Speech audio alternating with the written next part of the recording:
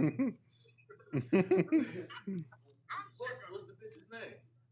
I don't know.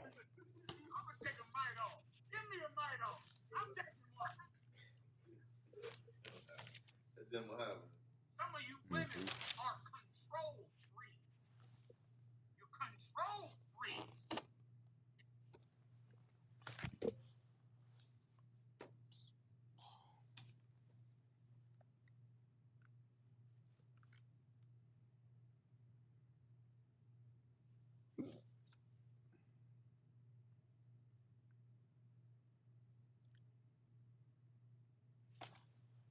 Mhm.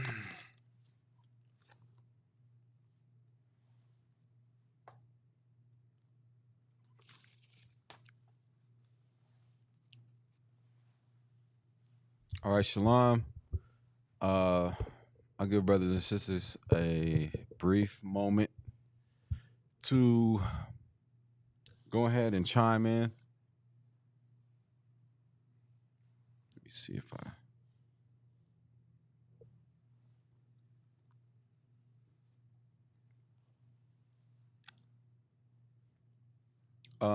Shadow in that bag right there, I got some shades. Can you hand them to me, please? They're right here, this bag. I appreciate it. Mm-hmm. No, in the inside. Mm-hmm. If you could type 1 to let me know you can hear us clearly. There they are. What?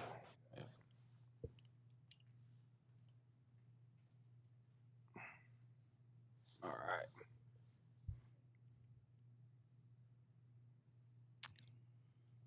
right.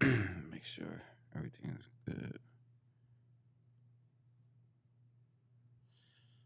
Mm, mm, mm, mm, mm, mm, mm.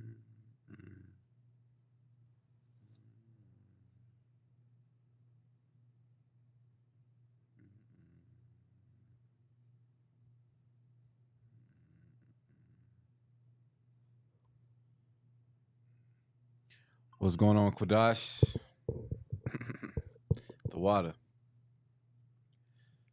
If there are any questions brothers and sisters may have, feel free to ask them now.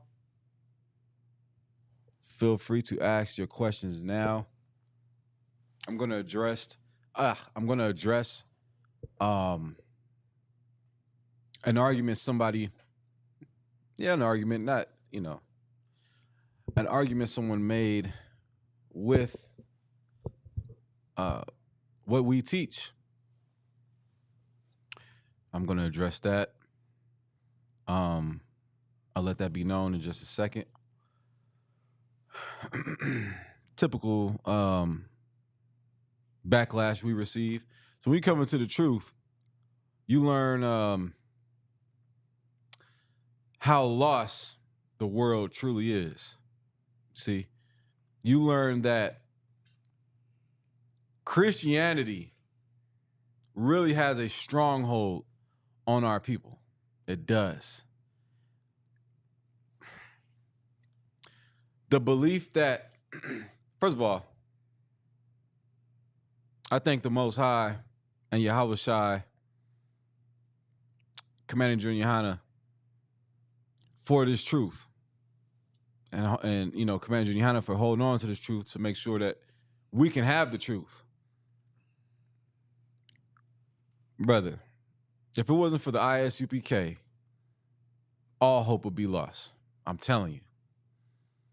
To believe that Christ died for everybody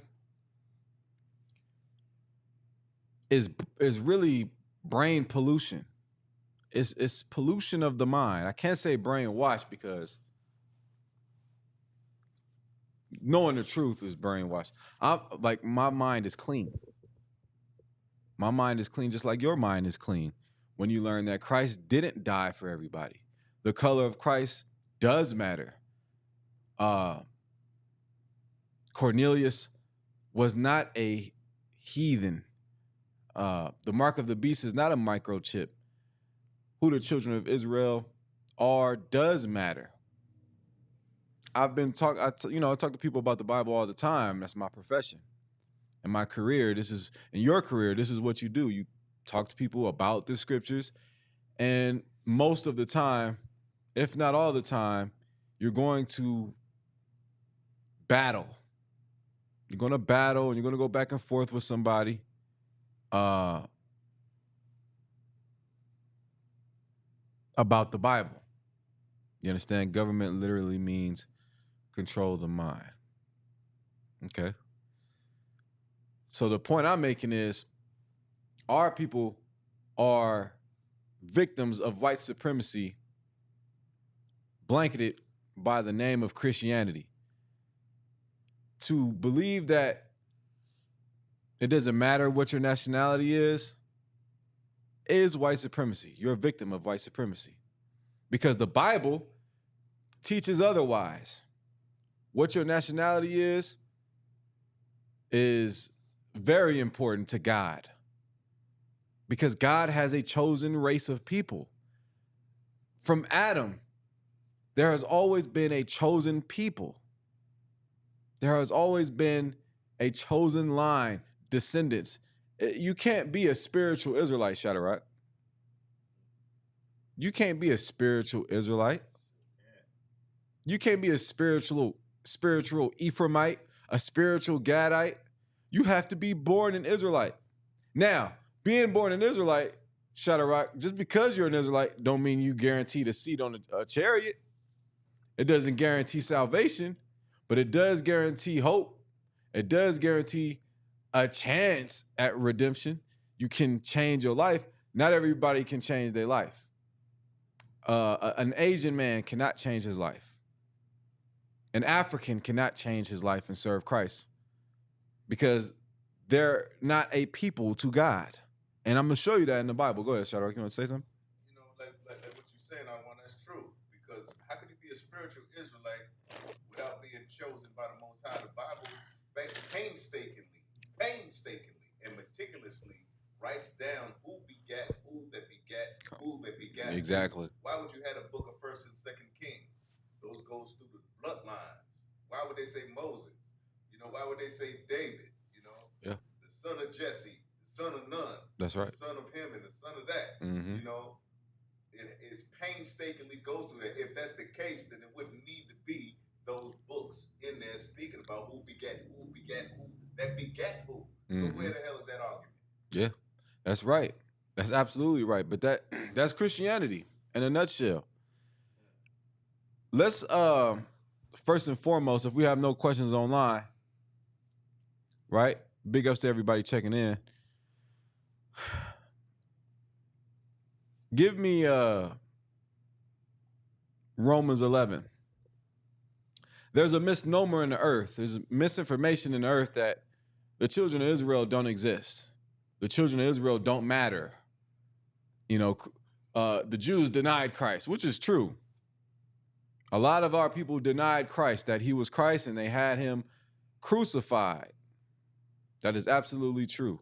However, what's also true is not everybody denied him. He had followers. He absolutely had followers, just like he has followers now. See, if you're in a Christian church, you don't follow the Christ of the Bible. You don't. You do not follow the Jesus Christ that Mark wrote about, that Luke wrote about, that Matthew wrote about, that Paul witnessed. You are not talking about the same Christ as me. You're not. That's right. I talk about the Christ of the Bible. That's what we talk about in the Israelite School UPK under Commander Journey. We do. You do not. So yeah, you teach God loves everybody. That's not biblical though. You teach it doesn't matter if you're an Israelite or not. Okay, but that's not biblical. You can believe whatever you want to believe, but you can't say that you believe in the Bible and teach that nonsense because that's not biblical. Right. Number one, I'll show you that Christ has, or the Most High in Christ favor a particular race of people. Always has and always will. Let me show you Paul. Let me get Romans 11:1. Let's see what Paul said, who magnified his office, who taught Israelites who didn't know that they were Israelites, that they were Israelites. You didn't know that, did you? Right? You think the Gentiles was talking about all creeds and colors. That's not who Paul went out to teach. He went to teach brothers and sisters who did not know that they were of the royal lineage that they were. Romans chapter 11 and verse 1. Mm-hmm. I say then, hath God cast away his people? Paul said, hath God cast to the Christian, Muslim, or whoever, who attempts to say that God has done away with the children of Israel. Go ahead, Ike. God forbid. God has not, meaning no. God has not gotten rid of the seed of Israel. Keep going. For I also am an Israelite. Paul doubles down and says, not only are the children of Israel not done away with, but also what? I also am an Israelite. See, you're a Christian, Catholic, Muslim, Seventh-day Adventist. The men of the Lord didn't claim any of those things. The men of the Lord, beginning with Christ himself and other glorious and honorable men that I'll mention, King David, King Solomon, Moses, Aaron, Paul, Peter, the disciples, Isaiah, Ezekiel, Micah, Zerubbabel, Nehemiah. They were Israelites. They weren't Muslim. They weren't Seventh-day Adventists. They wasn't part of the 3-year Pentecostal Burning Bush Baptist Church of St. Petersburg. They were Israelites. You see? Go ahead. Keep reading. Of the seed of Abraham. Of the seed of Abraham. Let me get 2 Corinthians 11 and 22 now. I'm going to show you again. See, people hear the word Israelite and they're so destroyed by the mainstream media and white supremacy. They hear the word Israelite, they think terrorists for some reason, which is, beyond me, right? We don't incite violence at all. We don't incite violence. We don't, promote violence. We don't harm people. But you hear Israelite, your mind goes to, because of, propaganda, your mind goes to hate group. When really, we're the ones who love more than anybody on the planet. Nobody on the planet loves more than the Israelite School, UPK, and the Commander Junior High. Nobody. We care about you. We want to see you clean off of drugs. We know you're not used to that. We know you're not used to having someone care about you. But in the ISUPK, we care about cleaning you up. We care about making sure you're clothed and you're housed and you're fed. And we care about making sure that you do something with yourself, clean yourself up. We do that. Beginning with Commanding General Yohana. We get brothers off the streets and clean them up and turn them into men of God. How do I know? Because it happened to me. It happened to you, right? God. We were doing all kind of stuff in the world and got cleaned up. That's a miracle. You see? But what did they do? What did they do when Christ did miracles? Does he cast out Satan with Satan? They started blaspheming. They started saying all kind of crazy things. Because the world is not of the Most High. I'm going to tell you that right now. The world, its ways, the way people think in this place it irritates my soul, Shadrach. I cannot stand this place. That's right. The mentality of blacks, Hispanics, and Native Americans. I expect a heathen to be a heathen. But you black men, you black women, you Hispanic men, you Hispanic women, you Native American men, and you Native American women, I expect way better from you. You should know this man is the oppressor and the and Shaitan. You see, Satan, the deceiver, the great deceiver, the son of perdition. You should know that, of course, he'll call us a hate group and try to make you dislike us when we're the only ones who give a damn about you. Right. That's what the devil does. Deceive. Their hate group. How the hell do you translate? Okay, if we're a hate group, then what the hell is the Christian church that has a track record of bloodshed, genocide? That's not a hate group? Oh, I'm sorry. I failed to mention that the Ku Klux Klan are a Christian organization. And they terrorize black people. That's a known fact, right or wrong. Right. So when I talk to people and I tell them I'm an Israelite and their eyebrows raised, Paul was an Israelite. I'm sorry, Shadrach. Jesus Christ is an Israelite. Right? Go ahead, you want to say something? That's right. You know, the Ku Klux Klan is embedded with all of the racism and the plantations and the slave trade. The Southern Baptist Christian Church had the Ku Klux Klan. That's the church that they belong to. That's the largest organization in Christianity, underneath Catholicism. All right. That's right. That's right. Read that in 2 Corinthians. Oh. Chapter 11 and chapter 11, verse 22. 2 Corinthians chapter 11 and verse 22. Mm-hmm. Are they Hebrews? Paul said, are they Hebrews? Listen, the Corinthians were Israelites in Corinth, Greece. Come on. Go ahead, Shadrach. So am I. Paul said, are they Hebrews? So am I. Keep going. It gets better. Are they Israelites? Are they what? Israelites. Christians? Israelites. Muslims? Israelites. Are they Israelites? So am I. Paul says, so am I. Keep going. Are they the seed of Abraham? Are they the seed of Abraham? But you could be a spiritual descendant of Abraham. Shadrach, that is not biblical. Keep going. So am I. So am I. Keep going. Verse 23. Are they ministers of Christ? That's it on that. Now I want you to give me Hebrews 7 and 14. You know, I had a Muslim, right, try to tell me, you know, if you've ever been to Hollywood, you know, they got all kind of different vendors on the street, right, Shadrach? Yeah. And they're promoting whatever they're promoting or whatever, right? Right. And it was this Muslim, and he had, basically his table was ask a question, right? Basically, he's a know-it-all, whatever. What do you do? All Muslims feel like that, right?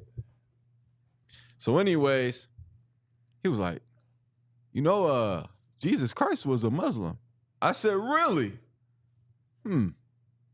Because I've never read the Bible, apparently, and I must have missed that. So I said, show me where in the Bible it says that Christ was a Muslim. He said, what does Muslim mean? I don't know. Right? Muslim means to submit. Did Christ submit to God? I said, that's what you're not going to do. That's what you're not going to do. I said, show me in the Bible where Christ pledged allegiance to Islam or being a Muslim. First of all, the God of Islam and the God of the Bible are two total different powers. First of all, I don't even want to say that. One is a power, one is not. You get my point? That's right. Allah is nothing. Allah, you know, allows you to beat women and, you know, do detestable things. I'm trying to work on my, you know, algorithm lingo so we don't get banned or anything. To minors, You understand? Like our God and Islam's God is not the same, right? What they say, our God said you can't eat pork.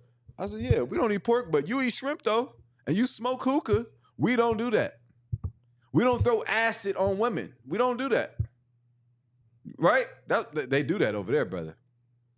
That's right. If they have passages. I'll say that because it's not scriptures. They have passages in the Quran that if your woman out of pocket, you can strike her. Right? Christ never taught that. So don't talk to me about Christ. You go deal with a Muhammad having a 9-year-old wife.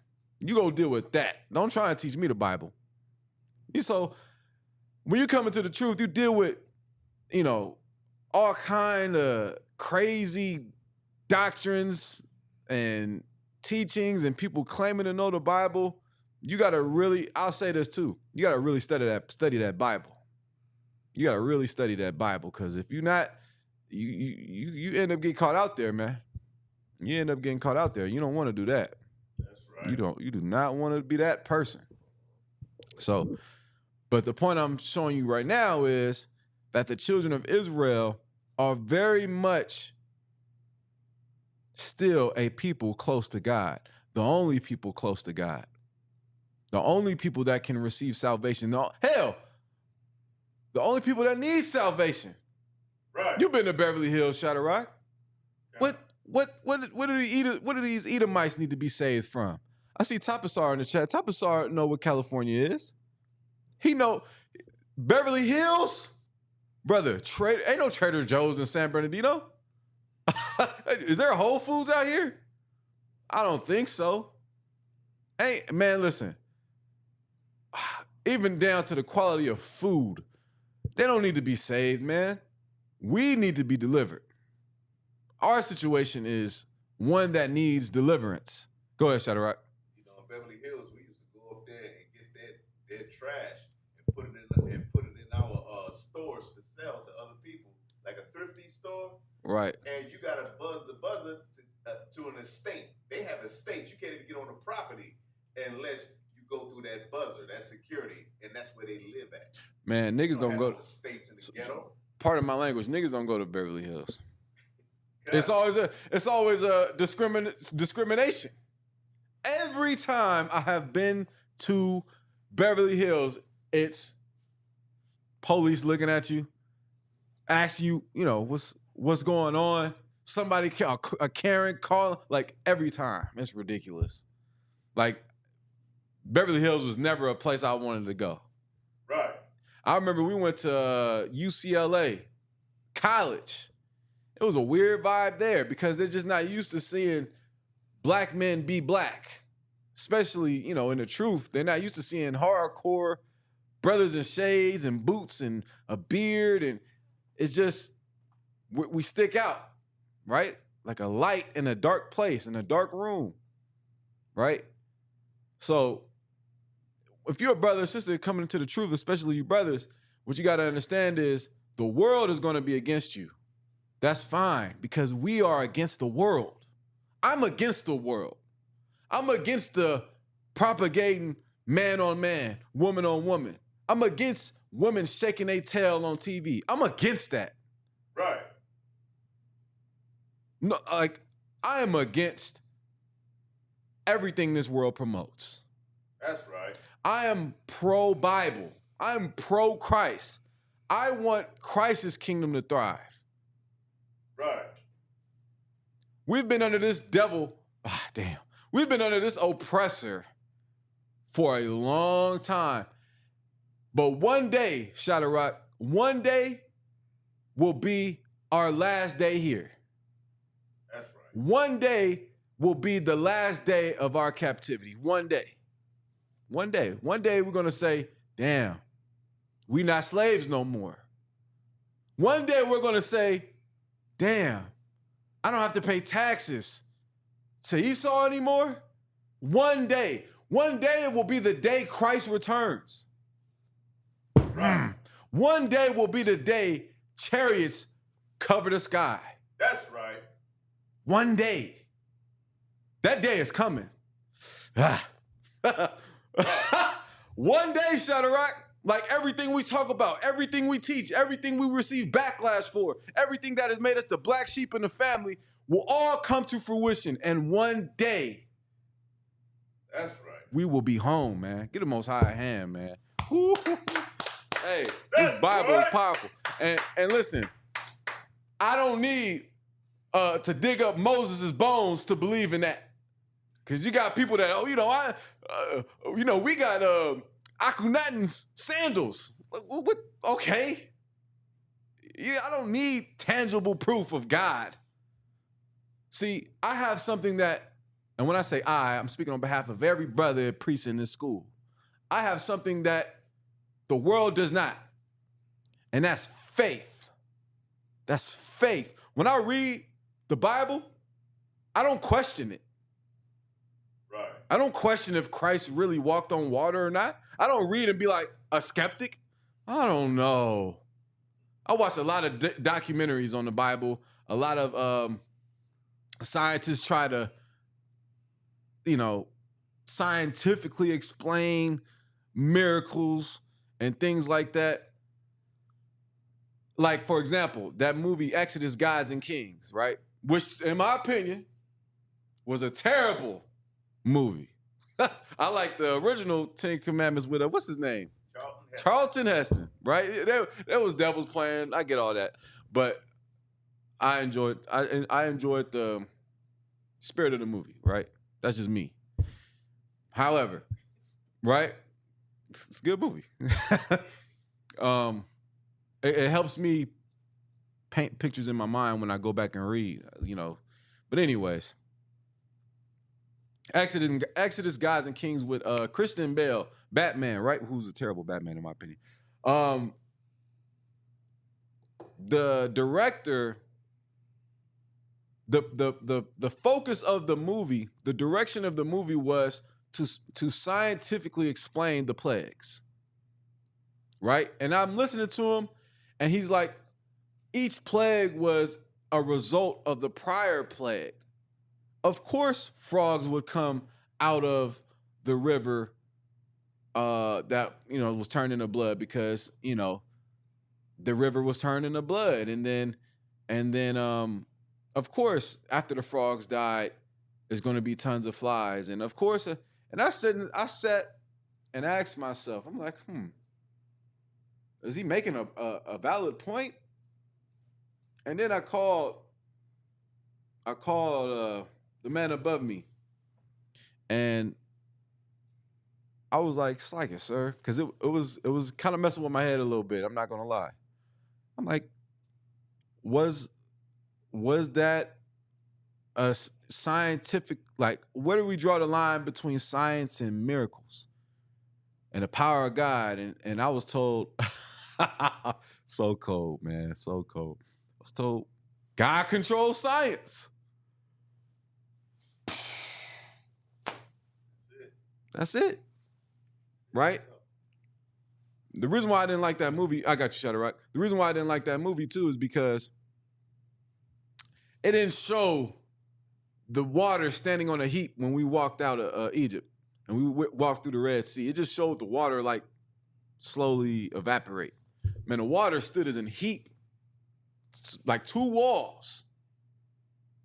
Right? Somebody asked, why hasn't any miracle happened lately? Who said they don't? Who said miracles don't happen? Miracles happen every day. Miracles happen every day. Every day.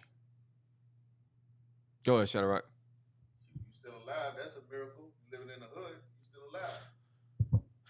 And then, speaking of science, if they can't even get the weather straight. They can't get the weather straight. So how the hell they gonna talk about scientific things? Right. And those walls of water and the little bit of water that passed like that, the walls of water destroyed the Pharaoh's army, an entire army. That got to be destroyed by a wall of water like a tsunami. Mm-hmm. It can't be destroyed by a little bit of parting of some damn water. Mm-hmm. So that's fake as hell. Yeah, that's absolutely right, man. Like, brother, what the point of what the brother just said is miracles. A miracle isn't an angel just appearing. That's a miracle. That's miraculous. 100%. But so is you letting weed go. You know how hard it is for someone to let marijuana go? Oh my goodness. I got another one for you. One of the strongest miracles I've seen. I've seen ex-gang members from rival hoods stand at camp together. That is a miracle. It is a miracle to know that you're an Israelite today. It's a miracle. That's miraculous. When you consider the attempt to suppress the truth and knowledge of who we are, it's an absolute miracle. When you consider all the slavery and oppression and the stripping us of our culture, when you consider that, being in the truth, wearing a shield of David, wearing a mitre, for crying out loud, it's a miracle. Now, the miracles you black people, Hispanic people, Native American Indians want to see, you're going to see it real soon. You're going to see things that's going to blow your mind. I hope you're ready for that. I hope you're ready for that. Right? But for now, it's about faith. So I'm going to read Hebrews 11:1. It's about faith, man. It's about faith. If you don't have faith, then, maybe you just don't know what a miracle is. Maybe you don't. So I'm going to read Hebrews 11:1. I'm going to show you this, right? And there's a point I'm making. Hebrews 11:1. Now, faith is the substance of things hoped for, the evidence of things not seen. I don't need the bones of Moses to believe that Moses existed. I don't need that. I was reading 2nd Maccabees. If you have not read Maccabees, 1st Maccabees and 2nd Maccabees, I highly recommend that you do. And when I was reading 2nd Maccabees, a lot of times, if you're not looking up names and, understand the time period of what's going on, then you could be a little, what's going on. The first couple chapters of 2nd Maccabees, the scribes responsible for giving us 1st and 2nd Maccabees were explaining how important it is to have these records. And as I'm reading it, I'm like, this is insane. This is heavy. He said, yes, basically in a nutshell, the scribes were saying, this is some long chapters and we're going into detail, but it's important.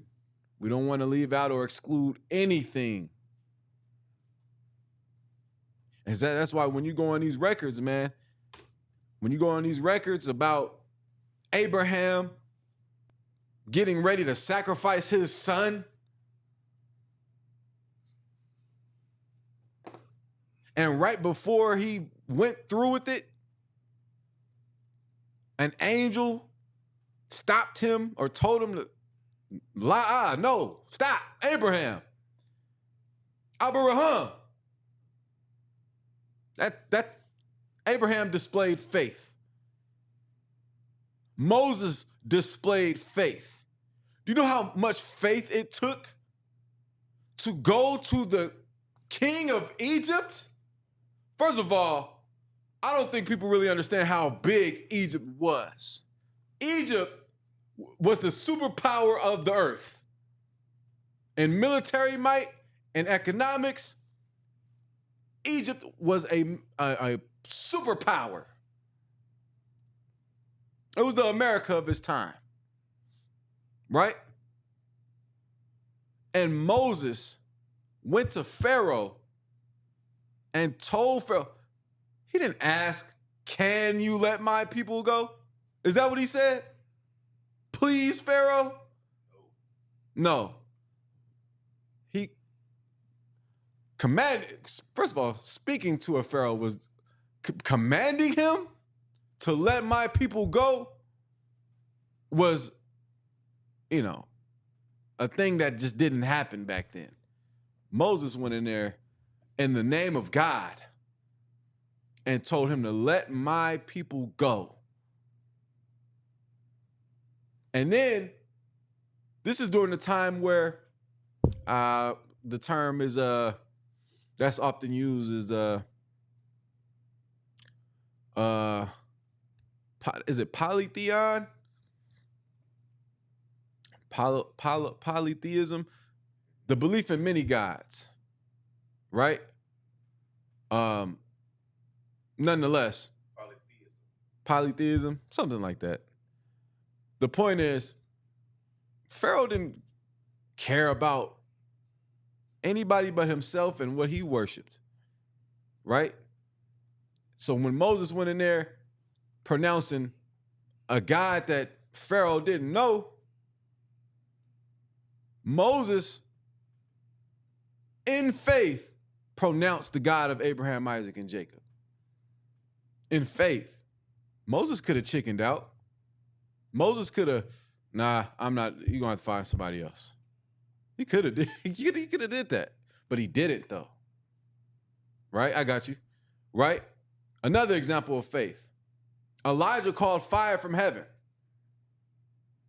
Right, Shadrach? Yeah. Elijah went against 450 prophets of Baal alone.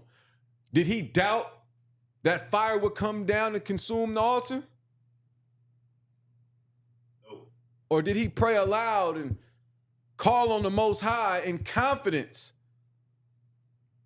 that the Most High would let his power be known and shown in the presence of King Ahab, a wicked man, a wicked king over Israel, and Jezebel, an evil Zidonian princess who introduced the worship of Baal to the children of Israel and had prophets unalived?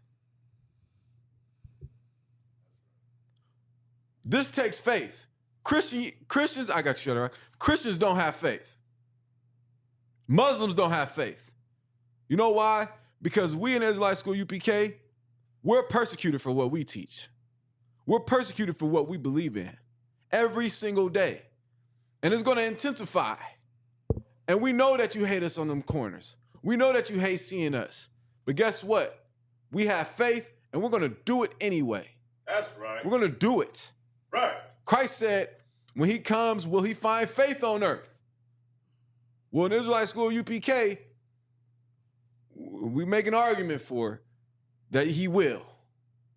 Because we believe in this thing. And we believe in it with our actions. We don't just, I'm not Thabuan on camera and Earl off. That's crazy. My name's not Earl, by the way.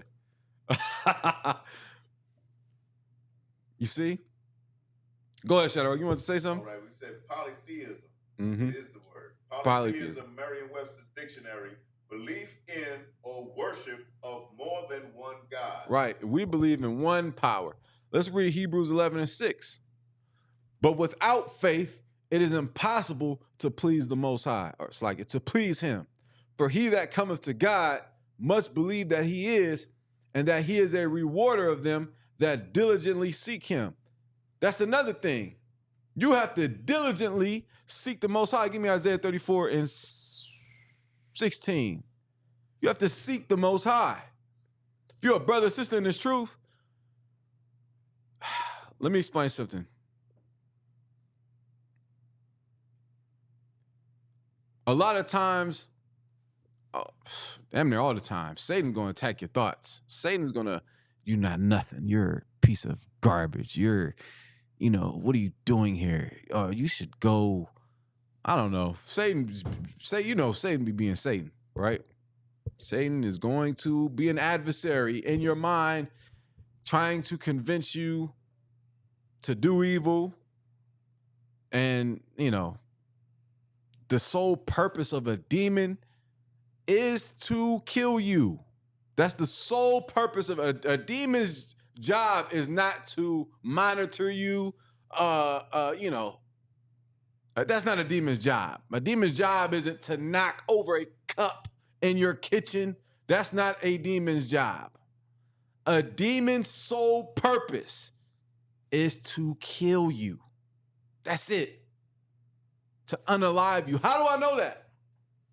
Give me Luke 8. Give me Luke 8. I'll jump straight to the point. All this ties into knowing you're an Israelite, man, is half the battle. Luke 8, and I believe start at 28. Let me see. Let me go there with you. I'm going to show you the sole purpose of a demon, an unclean spirit. The word demon isn't in the Bible, but the word unclean spirit is. And I'm going to show you the sole purpose of an unclean spirit. Our people, blacks, Hispanics, and Native American Indians, brother, unclean spirits run rampant in our people today. And that's why the Israelite School of UPK is so important, because we, in the name of Christ, in the name of Yahushua and Mashiach, go to war with your demons and kill your demons. You see? That's right. Give me Luke 8. I'm going to show you in the Bible what demons'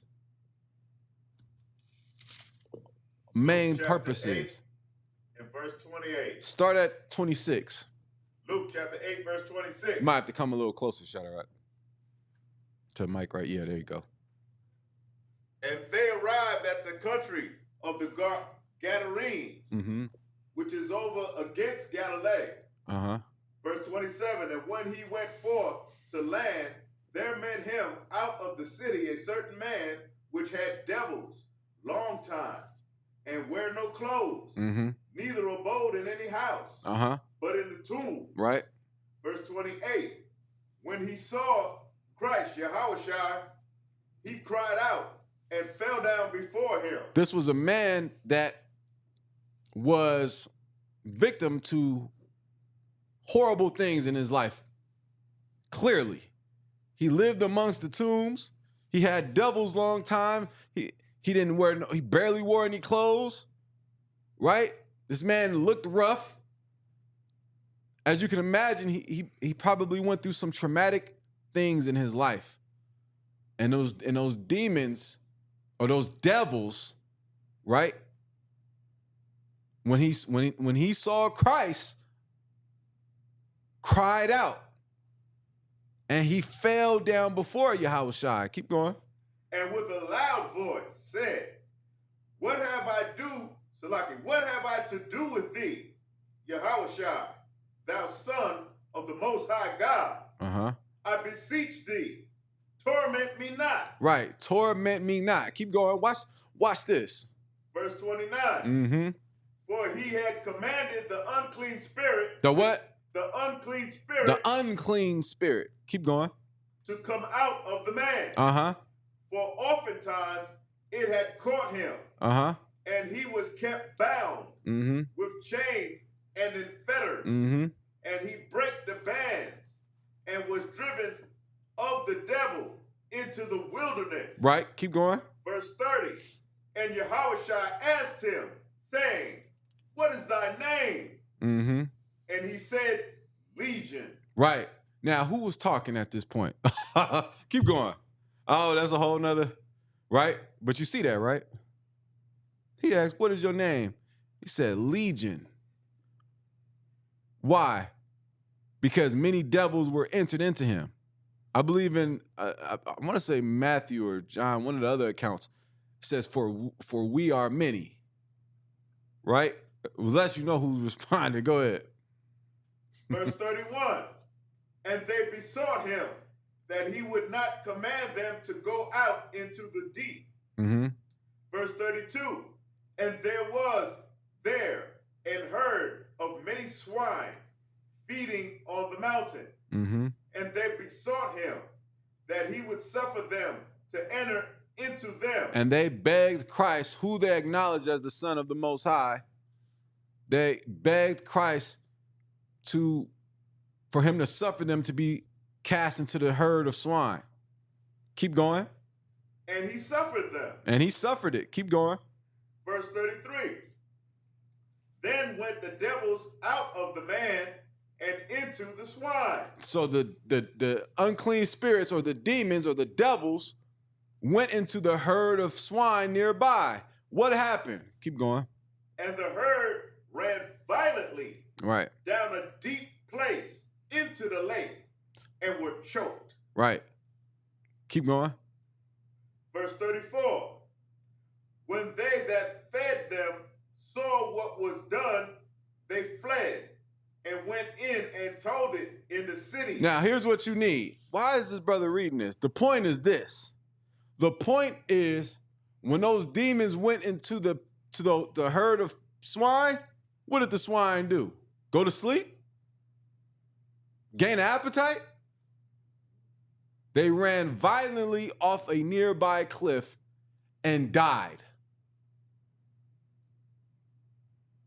Why?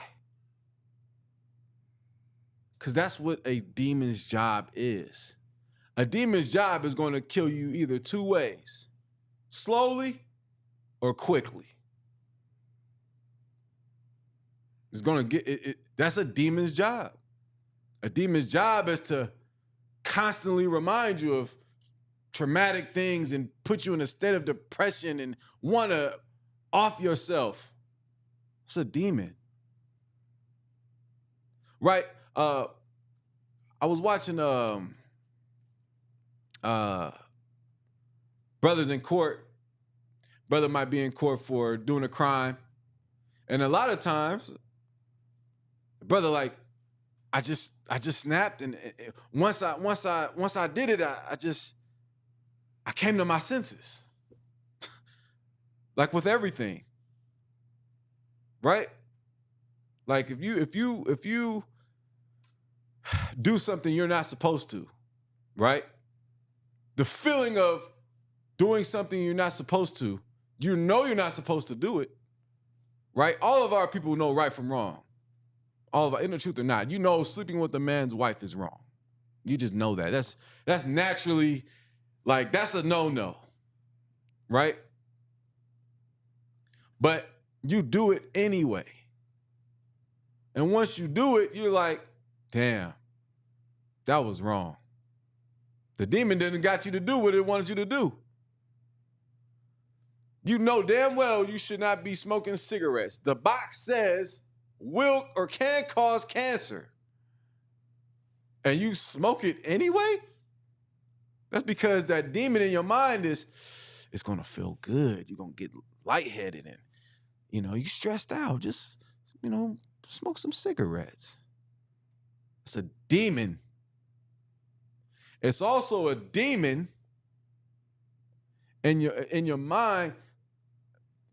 I mean, did Moses actually exist? How do we know that the Bible is really the word of God? What about the book of Enoch? Or maybe the mark of the beast is a microchip. You're gonna battle demons, unclean spirits, devils. And that's why I told the brother earlier in the class, to come out of all of that is an absolute miracle. It's a miracle, man. It's a miracle. Brothers have left the streets. Brothers don't do drugs. Brothers love each other. Sisters ain't out there with her legs open. She's in class, head covered, dressing modestly, acting to that which is of appropriate and formal of a woman of God in this day and age. Miracle. Nothing short of a miracle. And I applaud every brother and sister who has changed their life, because there are countless demons constantly on the attack for your life that want you to be the person you used to be, that want you to revert to old ways, that want you to go and sleep with that man's wife, that wants you to sleep outside, that wants you to leave your husband.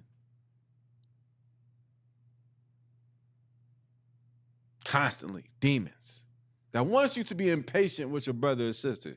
That wants you to celebrate Christmas and birthdays. I said this last week, Shadrach. Life is about decisions. Life is decisions. Left or right, yes or no, up or down, wrong or right. It's about making decisions. My question to you is, what decision did you make today? My question is, what decision are you going to make? Are you going to make, and correct me if I'm wrong, Shadrach, it's only two kinds of decisions. It's only the right decision or the wrong decision. Go ahead, Shadrach. I was about to say a good one or a bad one. A good one or a bad one? We had a saying, me and my friend said, don't be a victim of a bad decision. Don't be a victim of a bad decision. Come on now. Make the right decision, man. If you know, like going back to my original point, give me Matthew 24:13.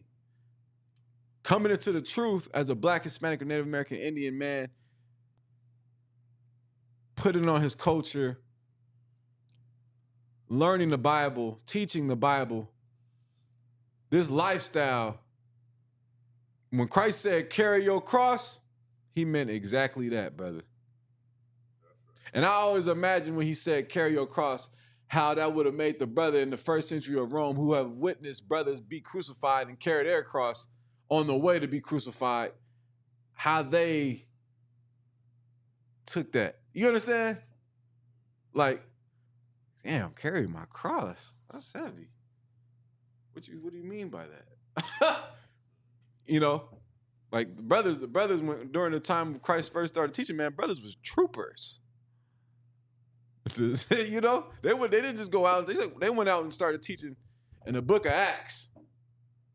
Right? For the most part. A lot of things they didn't understand. They would ask Christ, sir, what do you mean by that? Sir, what do you mean by this? Sir, we can preserve those the alabaster box of fine oils. Right?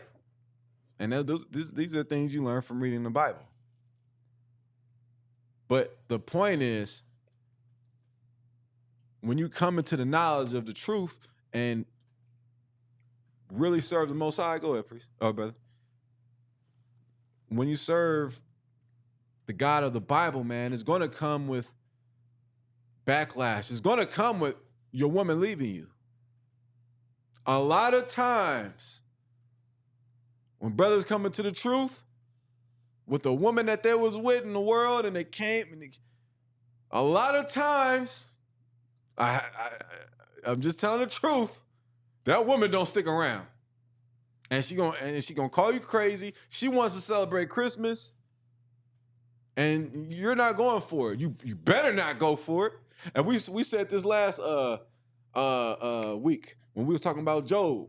Remember we was talking about Job? Okay. What I said about Job? I said Satan went to the Most High, and the Most High brought up Job, and Satan attacked everything Job had except taking Job's life. And I said, if you read Job, Satan attacked his children, his livestock, his property, his crops, everything, you name it.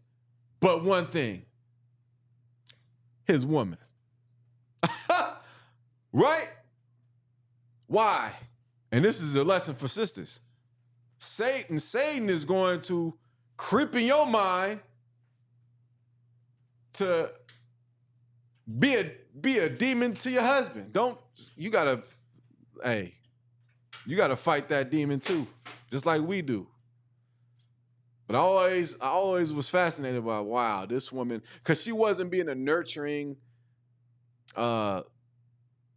caring, loving, kind woman to Job in the midst of adversity and affliction. She said, maintainest thou thine integrity in God? Curse God and die.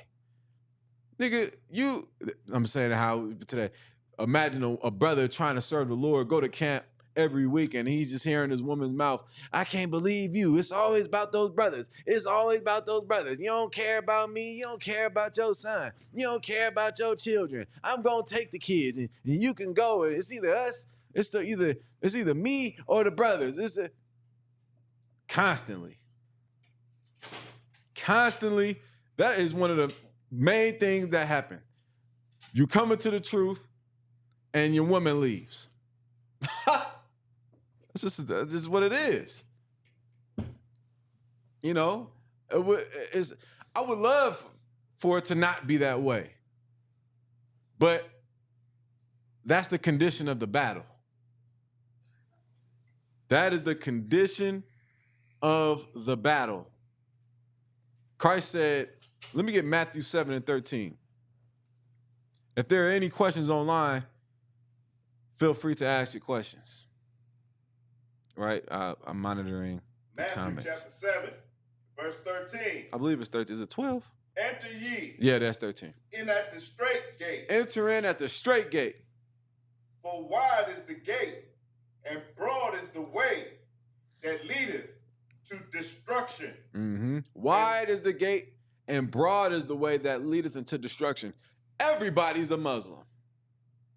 I remember I was battling a Muslim one time. He said, Islam has over 7.3 billion Muslims. I said, damn, that's a lot of Muslims getting ready to be destroyed.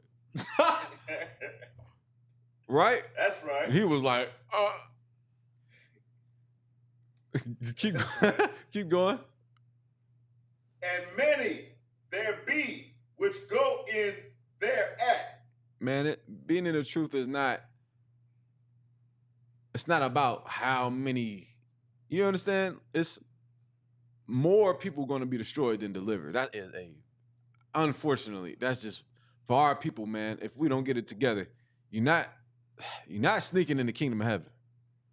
You're not going to creep in unaware in the kingdom. Go ahead, Shadrach. And that's why it says in this precept, the straight gate. Straight means narrow. Mm-hmm. So a lot can't go through there. Yeah. Not going to be a lot in the truth. That's right. Now, give me 2nd Ezra chapter 7. Now, let's look at the straight. Esdras, listen, brother, if you ain't read Esdras, go read Esdras. I'm telling you. Big ups to my brother Ilatazar. Go read Esdras. Go read Esdras. Chapter 7, verse 1.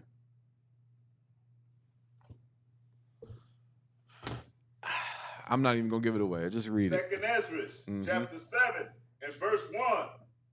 And when I made an end of speaking these words, there was sent to me, Salaki, there was sent unto me the angel, which had been sent unto me the nights afore. Verse 2. And he said unto me, Up, Ezra, and hear the words that I am come to tell thee. Verse 3. And I said, Speak on, my God. Then said he unto me, The sea is set in a wide place, that it might be deep and great. Verse 4. But put the case, the entrance, where narrow and like a river. Verse 5. Who then could go into the sea? He said, and I said, Speak on, my power. Then said he unto me, The sea is set in a wide place, that it might be deep and great. But put the case, the entrance were narrow and like a river. Keep going. Verse 5. Who then could go into the sea and look upon it and to rule it? If he went not through the narrow. How could you go into the ocean? as large as it is, if you didn't go and rule it, if you didn't go through the river that leads to the ocean. Keep going. If he went not through the narrow, how could he come into the broad? Keep going. Verse 6, there is also another thing. The city is builded and set upon a broad field, and is full of all good things. Verse 7, the entrance thereof is narrow. First of all, this angel, if I'm not mistaken, Tapasar, I believe he's in the chat. I believe this is Uriel. That brother no, right? I believe Esdras was dealing with Uriel or Awariala, right, in the Hebrew. There is another thing. A city is builded and set upon a broad field and is full of all good things. Keep going. Come on, Zach. There is also another thing.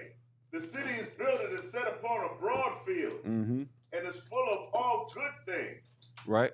Verse 7, the entrance thereof is narrow and is set in a dangerous place to fall. Like as if there were a fire on the right hand and on the left a deep water. It's like it were a fire on the right. Like you walking on a dangerous place to fall, like as if there were, like it's one narrow, straight gate, straight road, right? And then on the right is fire, and on the left is tempest, great waves of tempest, right? Keep going. A deep water. Keep going. Verse 7. If you fall off, if you slip, right? If you don't walk that path straight, if you go to the left a little bit, you're going to fall into the water. If you go to the right a little bit, you're going to fall off into the fire. Keep going. Verse 8. And one only path between them both, even between the fire and the water, so small that there could be one man to go there at once. That's how small the path is. Keep going. Verse 9. If this city now were given unto a man for an inheritance, if he never shall pass the danger set before it, how shall he receive this inheritance? Verse 10, and I said, it is so, Lord. Then said he unto me, even so also is Israel's portion. Right. Even so is Israel's portion. Are you following along? Even so is Israel's portion. That's what, you don't think Christ read the book of Ezra? Like a lot of times when Christ spoke, he was making references to the scriptures. Right? Back then, which would be what we have today known as the Old Testament. He would make reference. He says, straight is the gate that leadeth to life, roughly paraphrasing, right? Keep going. Verse 11, because for their sakes I made the world, and when Adam transgressed my statutes, then was decreed that now is done. Verse 12, then there were entrances of this world made narrow, full of sorrow and travail, but they are but few and evil, full of perils, keep going, and very painful. Here's the point, verse 13 and 14. Verse 13, for the entrances of the elder world were wide and sure, and brought immortal fruit. Here's the point. Verse 14, if then that they live, Salaki, if then they that live labor not to enter these straight gates, Salaki, these straight and vain things, they can never receive those that were laid up for them. Right. And we want that right there. What's laid up for us? What's laid up for us? The kingdom of heaven. Like the kingdom of heaven is going to be that exactly. I mean, there's only so many words I can say. The kingdom of heaven is you're on top. No more child support. No more abortion clinics. No more, adultery. No more strip clubs. No more tattoo parlors. A society that Yahushua, who the world calls Jesus Christ, runs and under the authority of the Most High, and we're not gonna be eating garbage anymore. The air is you're gonna breathe fresh air in the kingdom of heaven. You're gonna breathe real air. You're gonna hear Edomites tilling the ground. Right now, I'm gonna have this is my imagination. I'm gonna have Lord willing, I'm gonna have my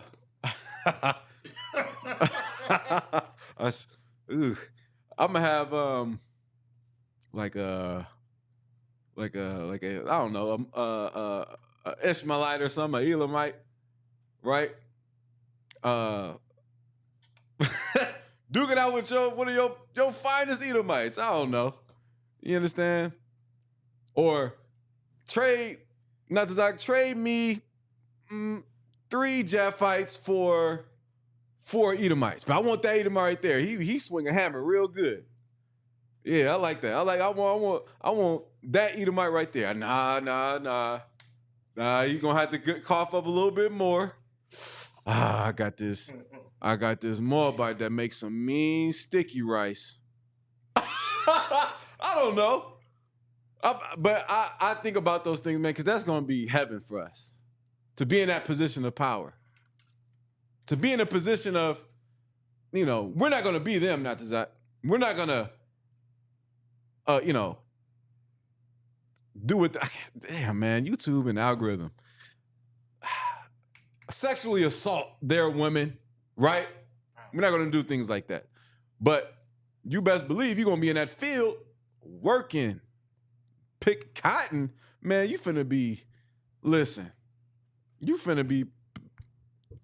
listen, man. I need the finest of the finest gold, emeralds, jewels.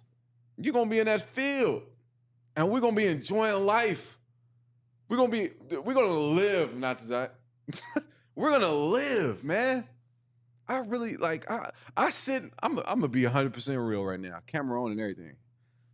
I literally think about these things. Look, I'm going to have, brother said, I'm going to have one named Earl that's going to be 6'8", 400 pounds, dumb as a paperclip. I want him. We're gonna make a trade. Let's make a trade. I got a 6'7" Edomite that'll, till the ground like it ain't never been tilled. That can dig a hole fast as the best of them. Right? He gonna look like the dude from the Goonies. That's crazy. But these are things, I'm being a little, humorous, but in all seriousness, this is going to be a reality one day. If can you get Isaiah 64:4 real quick, not Zach? The Bible says, he that leadeth into captivity shall go into captivity. He that killeth with the sword shall be killed with the sword. Jeremiah 30:16 also talks about those that led us into captivity going to go into captivity. Everything that I'm saying is biblical. I'm just having fun with it because I really believe. I know this is going to happen. You can't tell me ain't no God. You can't tell, brother. Listen, I don't care about who don't believe. I don't care about backlash. I don't care about persecution. Bring it on. Because at the end of the day, I know that all of this is coming. I know all of it is coming, man. I know Christ is coming back. Go ahead. The book of Isaiah chapter 44 and verse 4. And they shall spring up as among the grass. Right. As willows. No, Isaiah 64:4. Oh, Salaki. It's all right. The book of Isaiah chapter 64 and verse 4. Go ahead.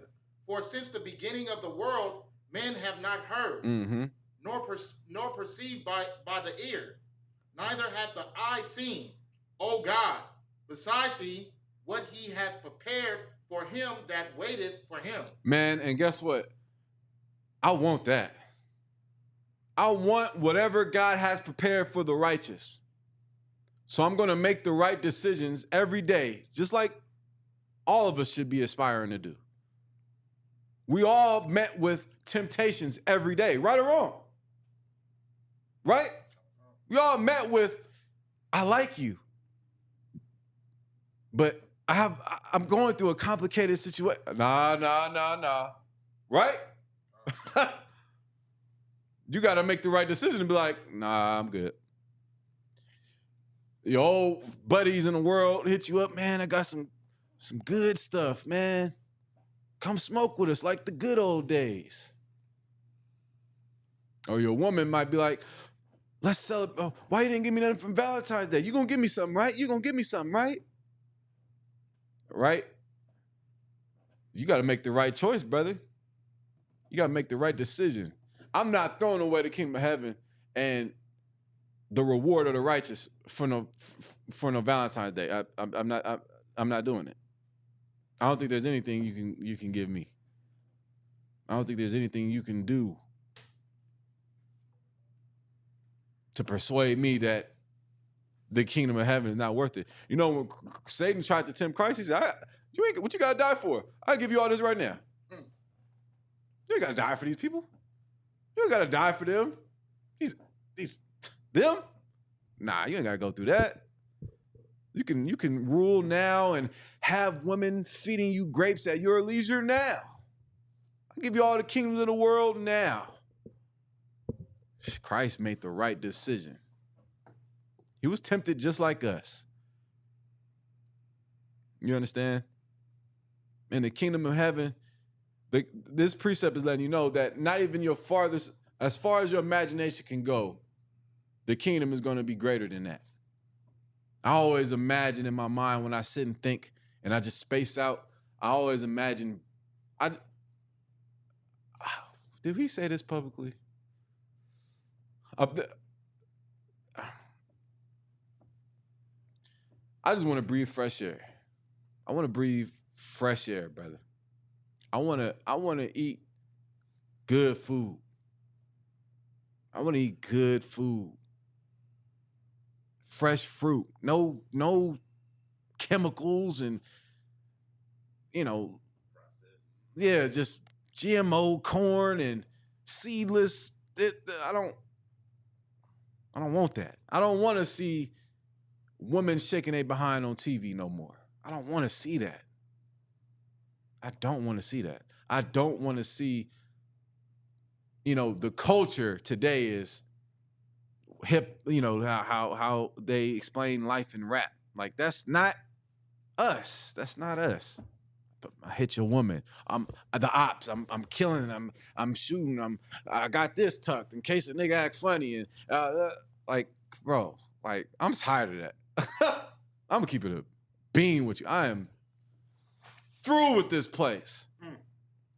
That's right. The attitude of people, the entitlement of people. Right. This empire, it's hard to get through the DMV. It's hard to get help in it. I remember going to I had a situation. I had to go to the emergency room, and the lady was rude as hell. I'm like, woman, I feel like I'm dying. You didn't rude it, but I'm noting in my mind, like, why are you so rude? You should be like, everything's gonna be all right. You get what I'm saying? Like, crazy. This place is all jacked up, brother. It's all messed up. The love of many shall wax cold. We live in that time. Right. We live in a time where people don't believe in the Most High. We live in a time where people learn the truth, fall out the truth. Learn the truth, be on fire for a second, and then burn out and go. You know how many brothers I came in with that's not here? And I'd be like, damn. For what? A woman? Brother. Let me get Matthew 24:13. This is what it's all about, man.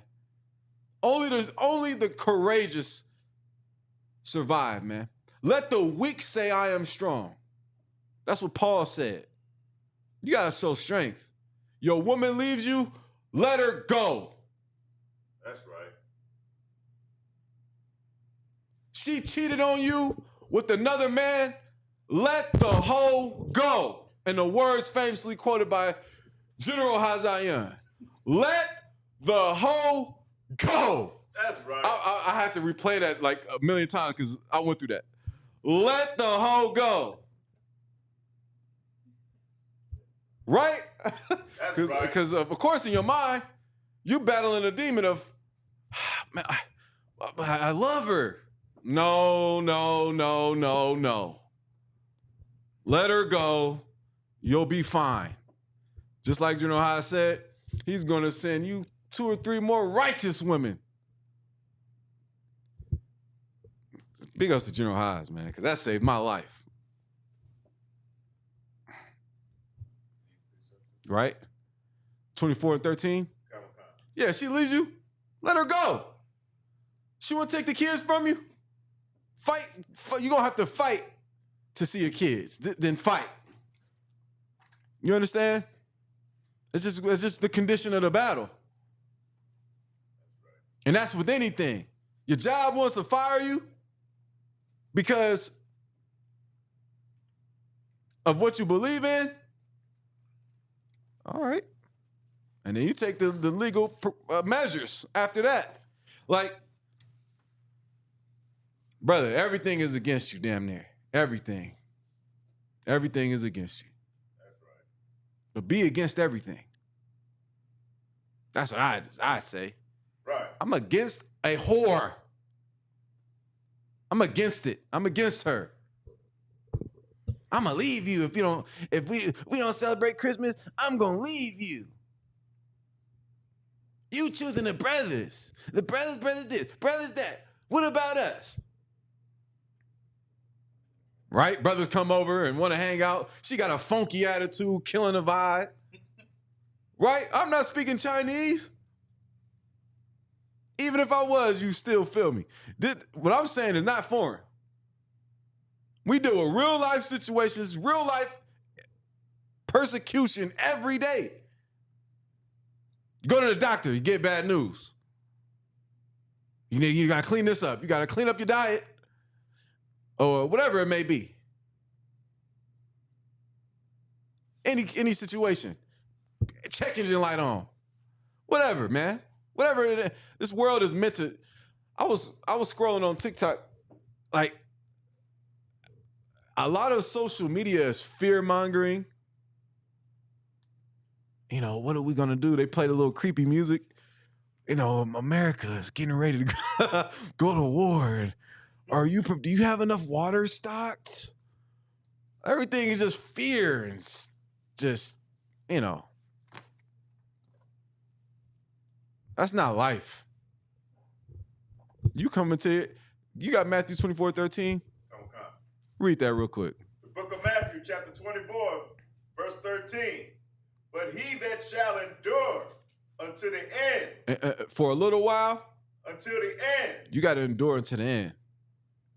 The same shall be saved. Listen, you think if you leave the truth, things are going to get better? Honest question. You think if you leave, not Zach, you think if you going through hell and you leave the truth, you think that things gonna get better. You go back to being an African American, right? You know, like, no. It's gonna get worse. That's what the demon would tell you. Oh man, you ain't gotta listen to these brothers. And then you listen to those thoughts. And you leave your brothers. And you leave the truth. And you worse off than when you originally came in, man. You just through.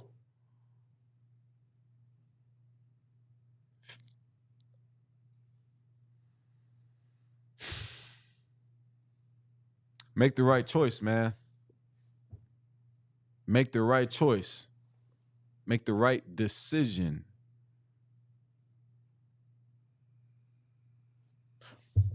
Read that again. The book of Matthew, chapter 24, verse 13. You got your apocrypha, Nazak? Can you read Ecclesiastes 2 and 1? Go ahead. But he that shall endure unto the end, the same shall be saved. He that endureth unto the end. Christ said, he that endureth unto the end. What is he letting you know? There's going to be things that you're going to have to endure. You're going to have to endure city council meetings. You're going to have to endure people throwing stuff at you at camp. You're going to have to endure being, advertised as a hate group on the media. You're going to have to endure your family outcasting you. You're going to have to endure that. You're going to have to endure the whore leaving you. You're going to have to endure it. You have to be a straight soldier. You're going to have to handle, and not only that, you're going to have to handle these situations like a true priest and prophet of God. That's right. You're going to have to deal with, you might hear bad news from a doctor. I'll be personal. I had a daughter. Doctor told me, your daughter's going to have Down syndrome. I said, damn. I went and prayed about it. And, and then for 9 months, I had to deal with, damn, how am I going to adjust to that? How am I going to, as a father, you're like, I don't care if it's Down syndrome or not. I'm going to love my child. But for 9 months, it was just trying to stress me. My daughter was born perfectly fine. I said, what was the point? Like crazy, right? You deal with all kind of crazy things out there that thrown your way. You don't have to go into it, right? I mean, the list is, maybe you've never lost a woman in your life. And then you lose one. But did you really lose it?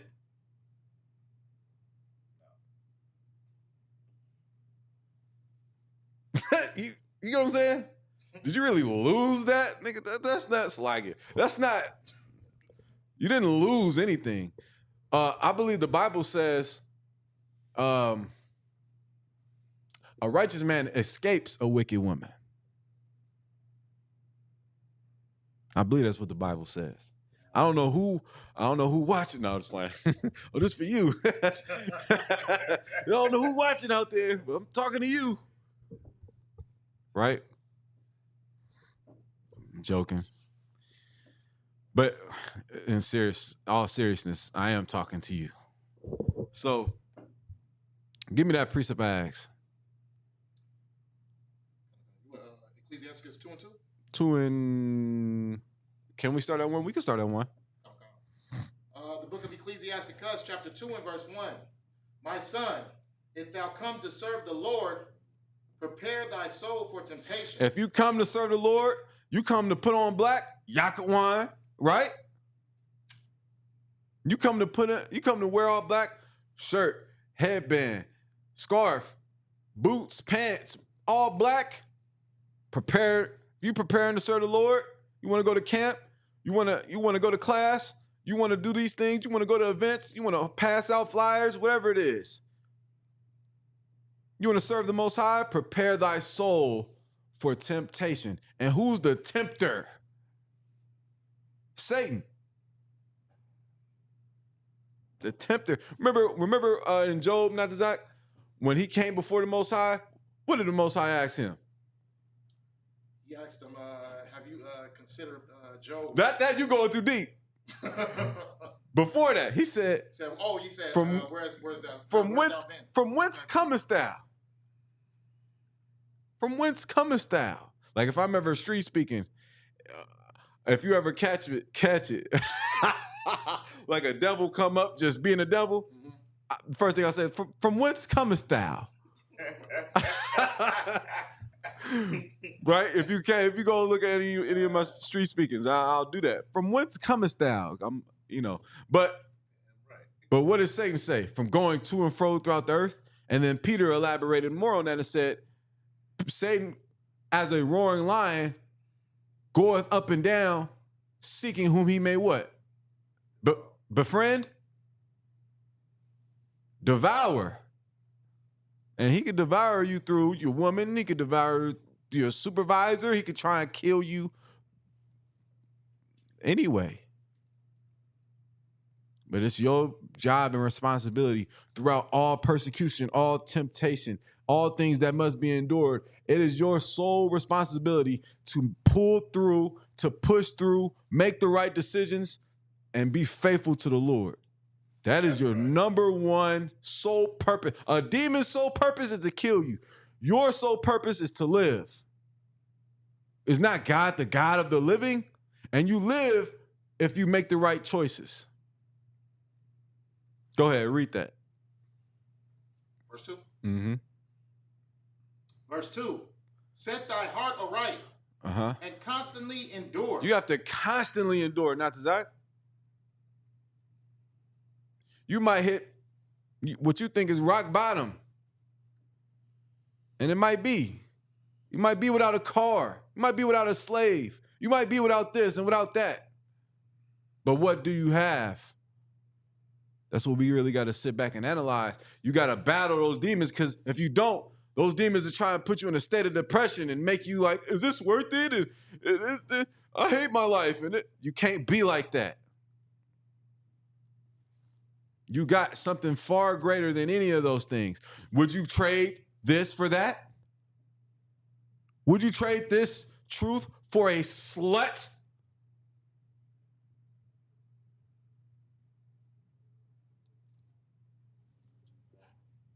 Maybe you should ask yourself that. Maybe that'll help you get over it. Maybe that'll help you fight. That's the fight. Put things into perspective. I'm going to be so honest. On camera or not, I could not, and I'm not just saying this, like, I really mean this. Like, I cannot imagine life without y'all. I really couldn't. The crazy amount of times Cam Gadolhar has looked out for me, Natazak has looked out for me, Shadarak has looked out for me, vice versa, talking on the phone. What the hell's in the world? Right. That's right. I look forward to going out with Cap on Saturday. I look forward to seeing y'all on Saturday, the camp, and doing skits and breakdowns. And I look forward to those things, man. That keeps me alive. Right. That keeps me alive. Shadow Rock coming up and tell me about how it was in the 70s. Let's go. I remember, hey, if Regalia's watching, man, I remember a funny story, right? I remember, this is what keeps me alive. I remember when it was my first Passover. Shadow Rock, right? Oh, man. So, Shadow Rock, where you from, Shadow Rock? Brooklyn, New York. And listen, I said that because I already know. Because he tells me every day.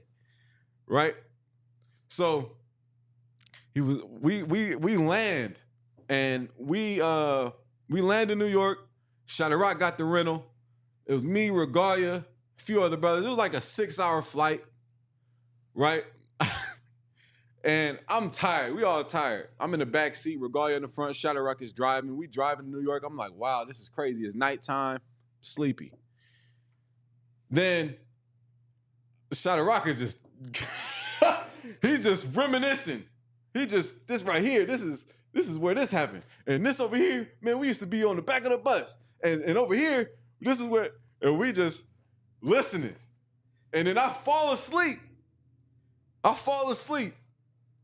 Like an hour go by. I wake up to, and over here, this is where, and this is where, yeah, damn right. I'm like, damn, he is happy to be in New York. Give it up for that brother, man. You understand? That's an outstanding brother. I can go on and on about how amazing the brothers in the school are. I can't even tell you how many times I call somebody at 2 a.m. Don't do that. I mean, if you got to, if it's an emergency. But I call, if I'm reading, Cap Slacker, sir, what does this mean? And he answers. He calls me, he hits me, he lets me know. You know, it's like, sir, how do I deal with this? How do I deal with that? How do you leave that? Because you want to celebrate Easter? Easter, Christmas, your birthday. You want to celebrate your birthday. You want to be Mexican. You want to celebrate, what's that called? Cinco de Mayo. The Day of the Dead.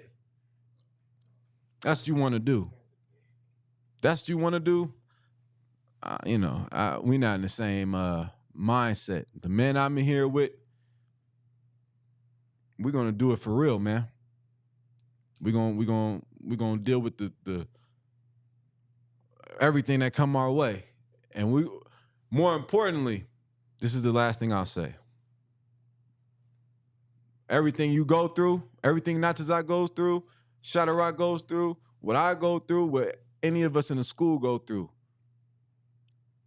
we all gonna go through it, whatever it is, together. We're gonna deal with her trying to keep your kids from you. We're gonna deal with that. As a team, we're gonna deal with it. We're gonna deal with your car getting, you know, what's this, towed. We're gonna run here and run to AAA and run to the DMV and do everything we gotta do. Like, that's Christ. That is the true spirit of Christ. And if you're someone with that spirit, with that Holy Spirit, who is willing to go the mile for your brother, know your reward is great. Know your reward is coming, man. Real talk. Don't let Satan and demons and people and evil people try and steer you off the right path and that straight gate with the deep water on the left and the fire on the right. Don't fall off that path. The reward is coming, man. Paul said, let us therefore labor to enter into that rest. So I want to say Tawada to Commander General Yohana for allowing me to be around such amazing brothers and sisters. Right. Allowing me to be introduced to Captain Gadalhar, allowing me to know Captain Quam, allowing me to know the Wagabar, allowing me to know Regalia and Lahab and Natazak and Karatazai, allowing me to be able to know the Captain Tazariaks and Captain Katazais and the Captain Soccer Wars and the different brothers and sisters. Hell, my rib, allowing me to be in the Israelite school, UPK, under Commander General Yohana, where I don't have to worry about someone, you know, mistreating me and being evil and, like, you know, I appreciate it. I really do. And the scripture says, observe the opportunity. Like, man, we you know, it's the place. You know, and if this the place, man. This is the place. I don't care what nobody say. A lot of times, like when I was younger, not that I'm, you know, old, but I used to, like, you know, somebody be like, you can't have more than one wife. And I'm ready to, and I will, especially if we're teaching. I'm going, what you mean? Exodus 22:16, Deuteronomy this, I'm gonna go there with you. Now I'm like, all right, then don't. You don't wanna have more than one wife? Don't. You don't believe in that? Okay. What you want to go back and forth? Like, you're not, like, I don't get any glory from defeating you in battle. Like, you're nobody. Now, excuse me while I go talk to these women. Like, what are we talking about? That's right.